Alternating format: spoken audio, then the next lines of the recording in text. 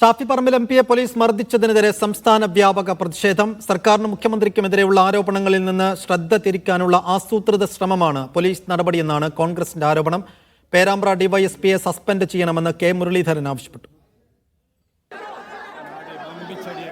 ഇന്നലെ രാത്രി വൈകിയുണ്ടായ പ്രതിഷേധങ്ങൾക്ക് പിന്നാലെയാണ് ഇന്നും സംസ്ഥാന വ്യാപകമായി UDF പ്രവർത്തകർ പ്രതിഷേധിച്ചത്. കാസർഗോഡ് കാഞ്ഞങ്ങാട് പോലീസ് സ്റ്റേഷനിലേക്ക് മാർച്ച് നടത്തിയ യൂത്ത് കോൺഗ്രസ് പ്രവർത്തകർ റോഡ് ഉപരോധിച്ചു. കോഴിക്കോട് IG ഓഫീസിലേക്ക് UDF നടത്തിയ മാർച്ചിൽ പോലീസുമായി വാക്കേറ്റമുണ്ടായി. റോഡ് ഉപരോധിച്ചായിരുന്നു UDF പ്രതിഷേധം. എറണാകുളത്ത് ഫോർട്ട് കൊച്ചിയിലും മട്ടാഞ്ചേരിയിലും യൂത്ത് കോൺഗ്രസ് പ്രതിഷേധിച്ചു. കരിങ്കൊടി ഉയർത്തിയും ദേഹത്ത് കരിയോയിലൊഴിച്ചുമാണ് പ്രവർത്തകർ പ്രതിഷേധിച്ചത്. മുഖ്യമന്ത്രിയുടെ പരിപാടി നടക്കുന്ന വേദിക്ക് സമീപത്തായിരുന്നു പ്രതിഷേധം. മുഖ്യമന്ത്രി എത്തുന്നതിന് മുമ്പ് പ്രവർത്തകരെ പോലീസ് അറസ്റ്റ് ചെയ്ത് നീക്കി.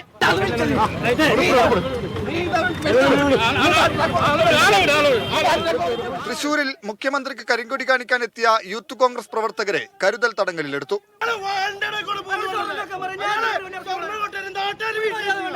പേരാമ്പ്ര ഡിവൈഎസ്പിയെ സസ്പെൻഡ് ചെയ്യണമെന്ന് കെ മുരളീധരൻ ആവശ്യപ്പെട്ടു.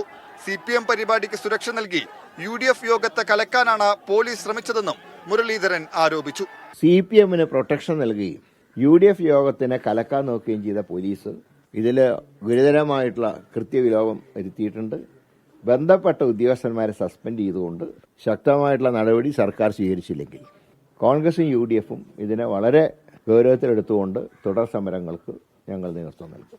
വിഷയത്തിൽ സംസ്ഥാനത്തെ മറ്റ് ജില്ലാ കേന്ദ്രങ്ങളിലും കോൺഗ്രസ് പ്രവർത്തകർ പ്രതിഷേധിച്ചു. മീഡിയ 1 കോഴിക്കോട്.